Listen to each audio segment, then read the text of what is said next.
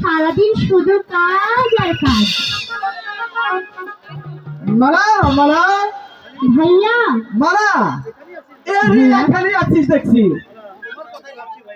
জানো ভাইয়া, এখানে দাঁড়িয়ে দাঁড়িয়ে শুধু তোমার কথাই ভাবছিলাম। চলো আগে খাবে, চলো। আরে কি খাওয়াবে আগে শুনি। ওই যে নতুন ধান ঘরে এনেছো না, সেই নতুন ধানের পিঠা বানিয়েছি আমি। পিঠা? হ্যাঁ ভাইয়া। তুই আবার পিঠাও বানাইতে পারিস? আমি যে কত বড় হয়ে গেছি তুমি তো দেখতেই পাচ্ছ না। তাই তো ভাবি, তুই চলে গেলে কে আমাকে এত সোহাগ করে খাওয়াবে? ভাইয়া কেন? তুমি বুঝি আমাকে তাড়িয়ে দিবে? ভাই হয়ে বোনকে কি তাড়ানো যায়? মেয়েদের যে একদিন বাপ মা ভাই বোনদেরকে ছেড়ে ওই স্বামীর ঘরে যেতেই হয় ভাইয়া।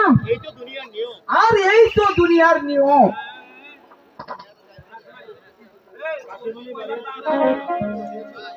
কাশেম, আরে ও কাশেম, কে? আর বাড়ি আছো নাকি মিয়া? কে? আরে আমি নবাবের কাজ বান্দা।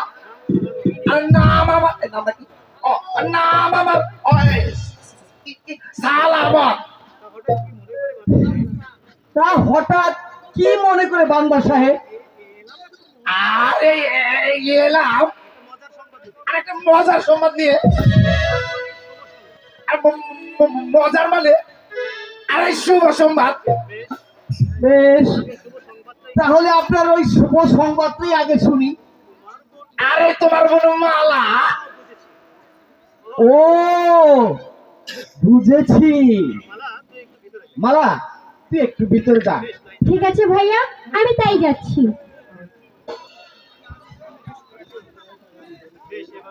বেশ বান্দা সাহেব, এবার বলুন। আর মানে আর আমি এসেছি আর তোমার বোন মালার বিয়ের প্রস্তাব নিয়ে। মালার বিয়ে? আমিও যে তাই ভাবছি বান্দা সাহেব। মালাকে একটা সুপাত্র দান করতে পারলে আমি একেবারেই নিশ্চিন্ত হতাম। কিন্তু বান্দা সাহেব, পাত্রটিকে? আরে আর পাত্রের নাম শুনলে আরে তুমিও যে খুশি হবে। আরে পাত্রটি হলো আরে আমাদের ওই যে শাহজাদা আলম। শাহজাদা আলম? শাহজাদা শাদি করবে একটি চাষার বোন মালাকে? আপনি পরিহাস করছেন না তো বান্দা সাহেব? আরে না না, আর পরিহাস করবো কেন? আর ওই শাহজাদা তো আমাকে তোমার কাছে পাঠালেন। জানো কাশেম, আরে ওই স্কুল থেকে তাদের ওই ভাব ভালোবাসা হয়ে আছে। আরে এখন যদি শাহজাদার কাছে তোমার বোন মালাকে স্বাধীন না দেও, আমার শাহজাদা আরে আত্মহত্যা করবে। ঠিক আছে বান্দা সাহেব, মালার জন্য শাহজাদা আত্মহত্যা করবে আমি তা কখনো চাই না। আপনার প্রস্তাবে আমি রাজি। মার হাওয়া, মার হাওয়া। আরে আমিও যে খুশি হলাম। তবে আরে এই মাসের মধ্যেই আরে শাদির 3 তারিখটা ঠিক করে ফেলি। এতে আমার কোনো আপত্তি নেই। ঠিক আছে, তাহলে চলি কাশিমালি। ওই শাহজাদাকে গিয়ে আরে খুশির সংবাদটা জানাই। চলি আমি এখন তাহলে কাশিমালি। কি সৌভাগ্য আমার!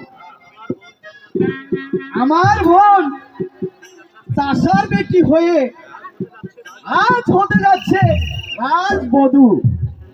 আরে সৌভাগ্য মানে আরে নিশ্চয়ই হবে, এই জন্যই তো আমি এলাম। আপনি আসার আগেই আমি সব ঠিক করে রেখেছি। একেই বলে মেঘ না চাইতেই পানি, আর হবেই না কেন?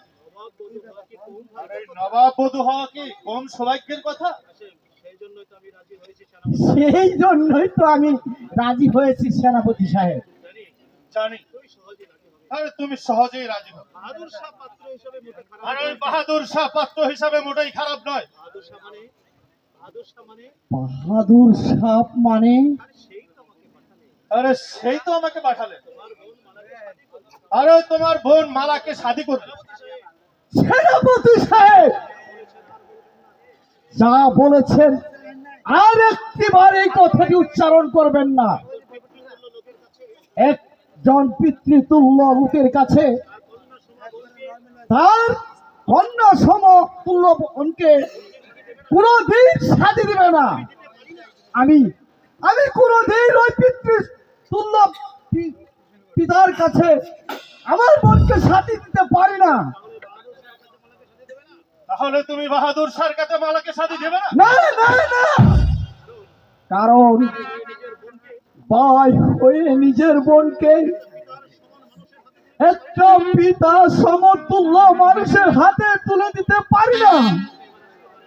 আপনি আপনি আবার আসতে পারেন। তাহলে শাদি দেবে না কেমন? না, আমি তা হতে দিব না। তবে তবে সাথে আমি দেব, তবে ওই নবাব বাহাদুরের সাথে নয়, সাথে দিব আমি ওই আলমের সাথে। আলমের সাথে? তোমার সাহস তো কম নয় ছোট লোকের বাচ্চা। হুঁশিয়ার হয়ে কথা বলো। এটা কিন্তু রাজ দরবার নয়, এটা হলো আমার বাড়ি।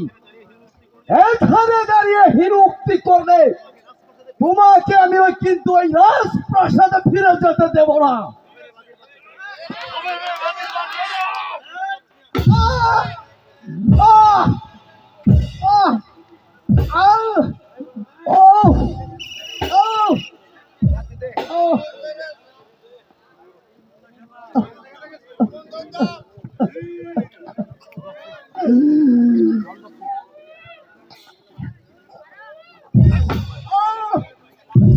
ভাইয়া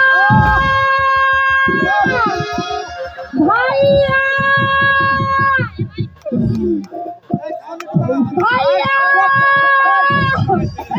ওগো সেনাপতি, আমার ভাইয়াকে আর মেরো না।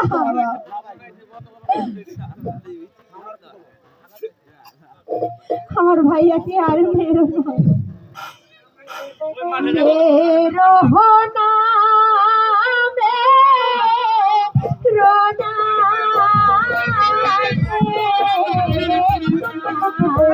হোসেনা মেরো না ভাই জানে হে, হোসেনা মেরো না ভাই জানে।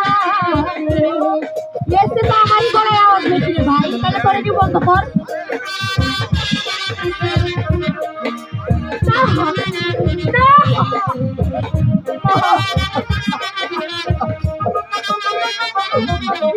না হাতে ধরি পায়ে পড়ি, হোসেনা মেরো না ভাই জানরে হে, হোসেনা মেরো না ভাই জানরে। দাদা আমার ভাইয়াকে মেরো না,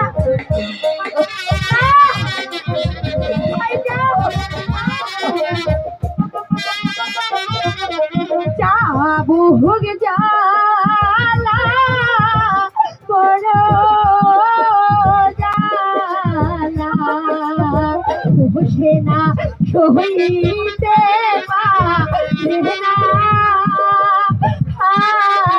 হচ্ছে না সুখী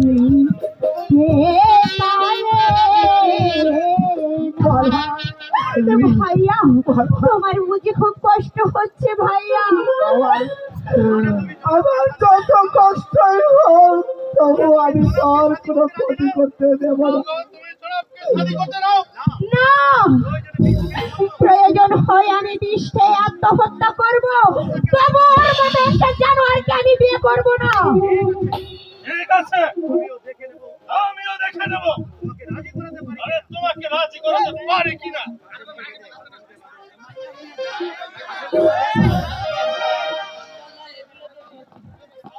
ভাইজান, ভাইজান, ভাইজান, ভাইজান।